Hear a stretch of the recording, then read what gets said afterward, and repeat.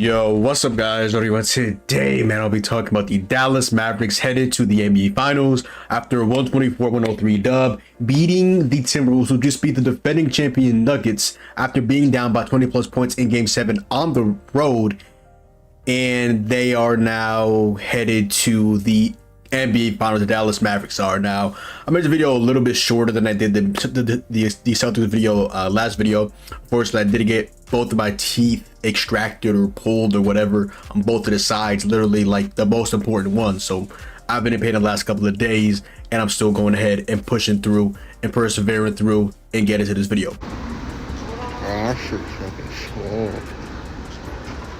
Oh my god. But that's besides the point. All right, so I'm gonna start off with the whole series overall. I mean, I guess I'll just start off with today's game, to be quite frank. Luka Doncic, of course, he dropped 20 plus points in that first quarter. He, I believe, outscored the Timberwolves in that first quarter, and it really was giving flashbacks to that Suns versus Mavericks game in Phoenix. This time it was also on the road against the Timberwolves. In Game 5, they were up 3-0. Timberwolves won Game 4 on the road in Dallas. People were like, are the Dallas Mavericks going to blow a 3-0 lead? The Dallas Mavericks, are they going to get back home to Game 6, and that really becomes like a best of two if they can go ahead and win that, or lose that and go back to Minnesota and win again potentially? Luka Doncic in that first quarter, he had 20 points, 87 from the field, 4 or 5 from 3, and he really set the tone. They also had Kyrie Irving as well, which I'll get into. But starting off with Luka Doncic, I mean, he's definitely putting his name in the bucket for best player in the world. Luka Doncic wins a ring, and by humble opinion, that makes him the best player in the world.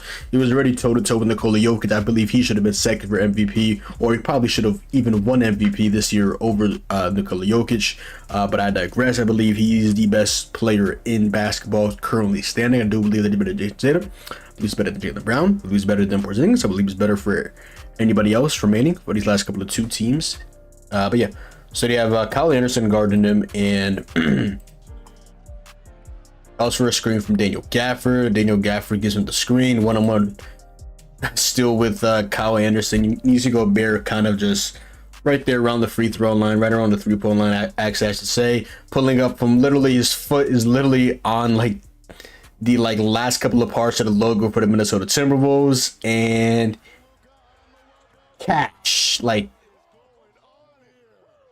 he was talking to shit from the beginning. Apparently there was a fan that was had a handkerchief, and he was complaining about Luka's foul baiting and things like that. I've been a lot of people on Twitter, especially Timberwolves fans, just crying about Luka, crying to the refs and foul baiting some of their best players on their team, or some of their favorite players aren't foul bait. I saw a tweet have 6,000 likes today talking about Luka Doncic is bad for the sport. He's teaching these young kids. Man, shut the fuck up, bro. Be fucking for real. But let's go ahead and get to the Dallas Mavericks. They are now headed to the NBA Finals with the about the Celtics. They have a couple of storylines. Obviously, Porzingis was a former Maverick, and then this Strobe one, which I'll get into at the end. But obviously, this Kyrie Irving, who was a former Celtic, and then the troll one is Dwight Powell, was a former Celtic. People try to make that storyline as a troll on Twitter. I'm seeing, gotta stop with that. But you just have to give a big shout out to Luka Doncic and Kyrie Irving this series. They really both played really well. Especially tonight, they both dropped 36 plus points. They both dropped 36 points actually on the dot in Game 4, which they lost by 5 points. Luka Doncic and Kyrie Irving both struggled from the field.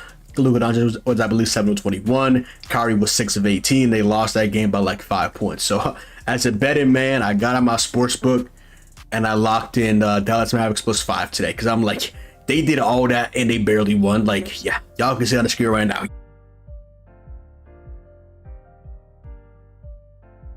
Yeah, that's free money. I might have even sprinkled on an ML, but I'm let me play it safe. Let me just rock with this. But Kyrie Irving, like I said, last series overall, he really only really started to take off in the second half, especially in that fourth quarter. I believe in this series against the Timberwolves, we didn't see Kyrie Irving only really step up in the second half. He had that one 20 plus, or maybe 25 plus, I want to say, first half. And Luka Doncic, obviously, he's definitely not a slow starter at all. He had an efficient game today. He made 6 threes that combined today for 10 threes. You got a couple threes a series this series from guys like Derrick Jones Jr. and PJ Washington. Daniel Gafford getting to the rim. Daniel Gafford with the lobs. Daniel Gafford being a very good shot blocker, rebounding the basketball. Derek Lively unfortunately got hit in the head once again today by Naj Reid, but he came back into the game, rebounding the ball, getting to the rim, and just again like either or Kyrie or Luka just lobbing the ball up to them and just letting them cook. But who really saw the Mavericks going ahead and making it to the Western Conference Finals and even the NBA Finals? I did have them in the WCF.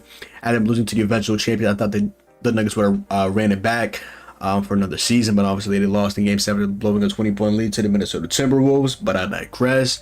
So I did have the Mavericks all the way in the Western Conference Finals. Did I have them in the NBA Finals? Absolutely not. I think a big shout out to them because definitely the overwhelming favorite for the series definitely was the Minnesota Timberwolves. I didn't look at the betting odds, but I just have to think that a team that just beat the defending champions would be favored over a team that just beat the OKC Thunder and the I forgot who they played prior to that, but I digress. It was the Clippers, and I believe they also faced, it was Clippers, Thunder, Timberwolves. Yeah, that's what they played so far. So shout out to them. Maxi Kleber came back for the last couple of games. He had the threes today. I'm like, yeah, if Maxi Kleber's hitting threes, like, yeah, like I don't know what to even say if I'm the Minnesota Timberwolves. Some games you also had like Jaden Hardy come off the bench, providing them with instant offense, ability to get to the cup, shoot the 3-point shot, get to the mid-range, and just actually play make the ball.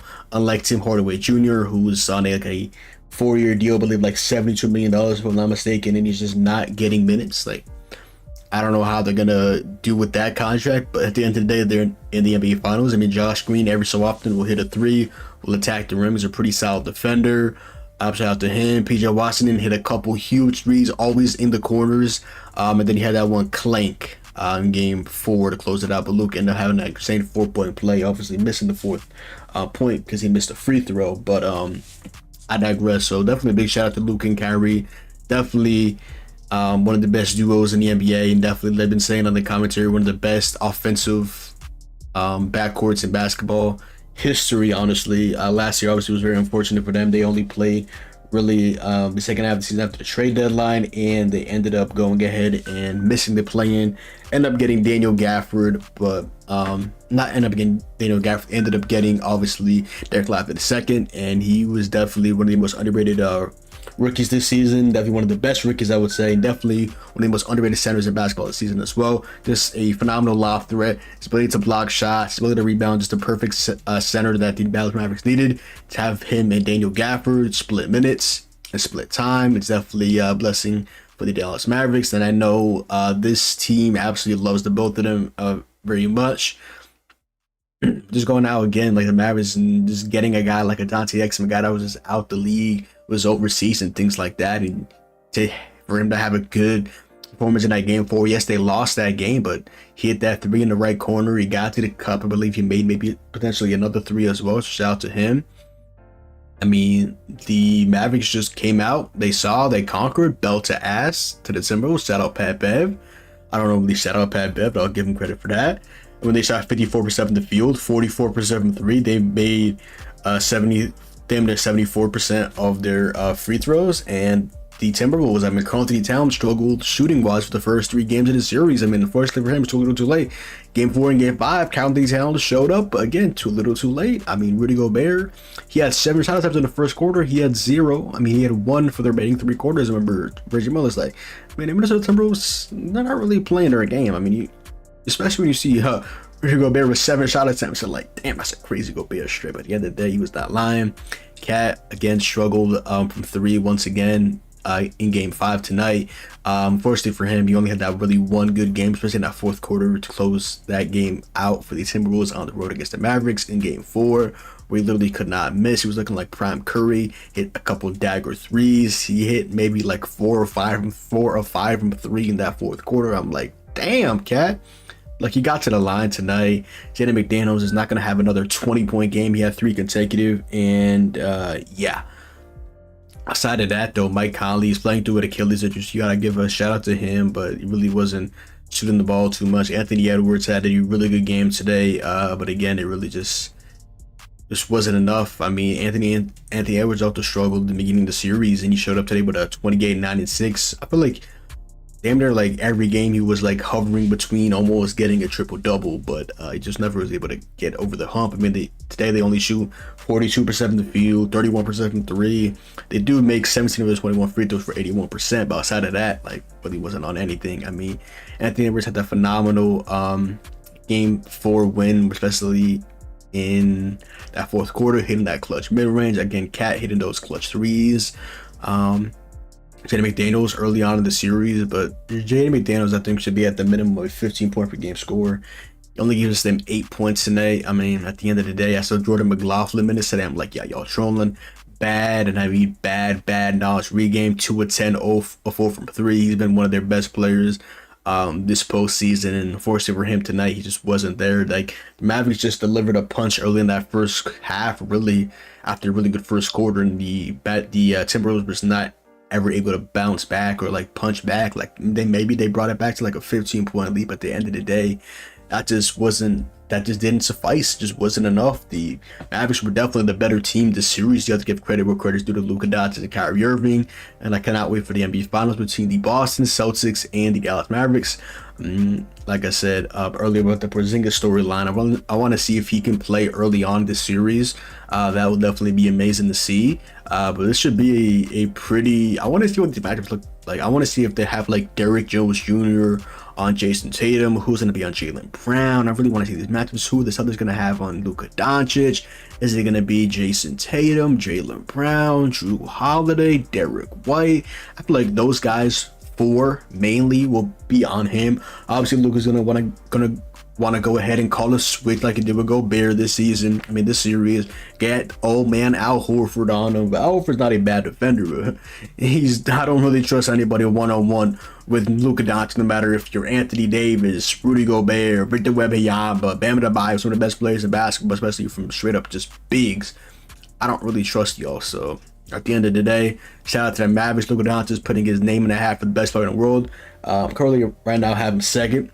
If he wins the ring, I have him number 1. Kyrie Irving once again showing why he's one of the best number 2 options in basketball, and I still don't understand. I mean, I guess off the court, but Kyrie Irving definitely is top 75 player of all time. He's one of the greatest players I've seen with my 2 eyes. I mean, he's one of the best playmakers, one of the best scorers, extremely efficient, and he's able to show that he can have a really good playoff series. Maybe not as the number 1, but as the number 2, absolutely.